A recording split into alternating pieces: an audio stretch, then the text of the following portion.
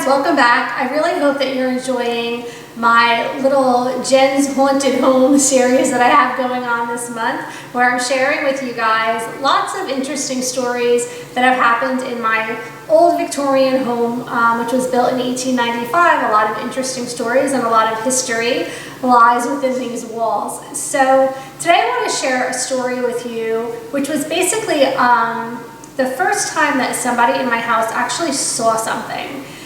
And again, at the beginning months, I was really nervous living in this house. I mean, so nervous that when my husband got up and went to work in the morning, I typically would take my two small children and I would leave the house for the day. I would find things to do. I just did not want to be alone in the house all day long. It was just really creepy with me. I always felt like somebody was watching me. I would hear things sometimes. I would hear singing. I would hear footsteps. It was just, I was really freaking myself out. So I had to get out, and that's what I did at the beginning. So one night, my husband was working late, and I was home alone with my two small children, which were probably about, say my oldest daughter, Emily, was about 5 at the time, and my son was probably about 3. And my son was already asleep, and my daughter was on the couch watching Sesame Street, and I was in the upstairs shower. My daughter ran up the stairs frantically, banging on the door, and I let her in, and she said, "Mommy, there's a man sitting on the couch."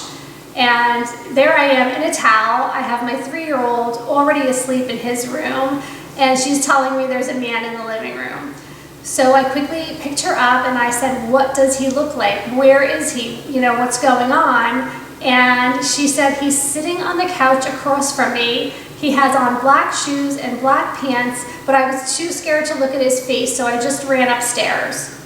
So I'm like, okay, all right. So I go down the stairs very carefully and investigate, and clearly there's no one down there. I check all the doors, they're all locked, all the windows are shut and locked. There is no way anyone is in the house. So, you know, I kind of asked her a bunch more questions, just like, well, did you see his face? What did he look like?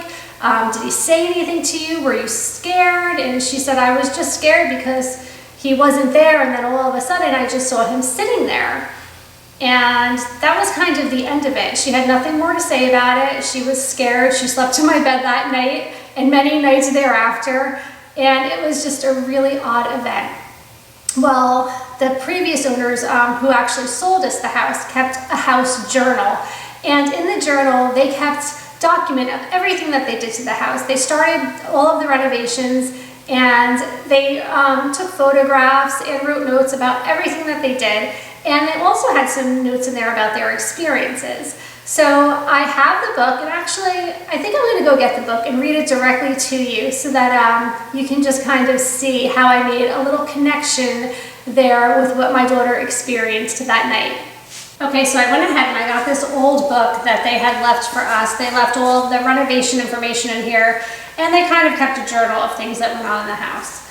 So the date is October 15th, 2000. Interesting activity in the house. When I was painstakingly picking out the wood entry panel for refinishing it one day, a hand stroked the back side, right side of my head.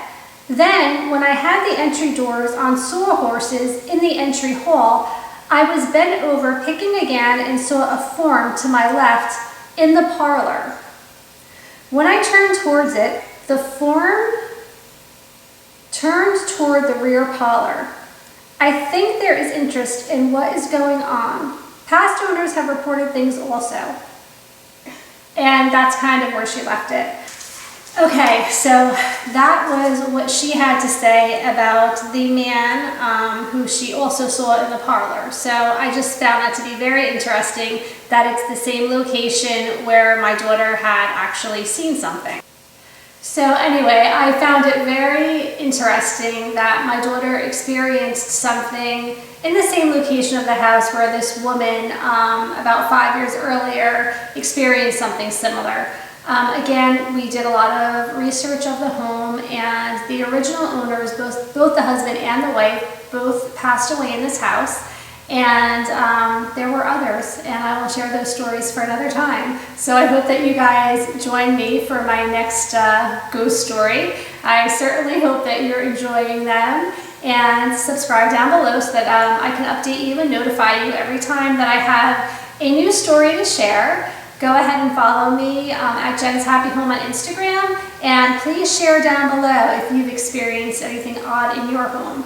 Take care. Bye.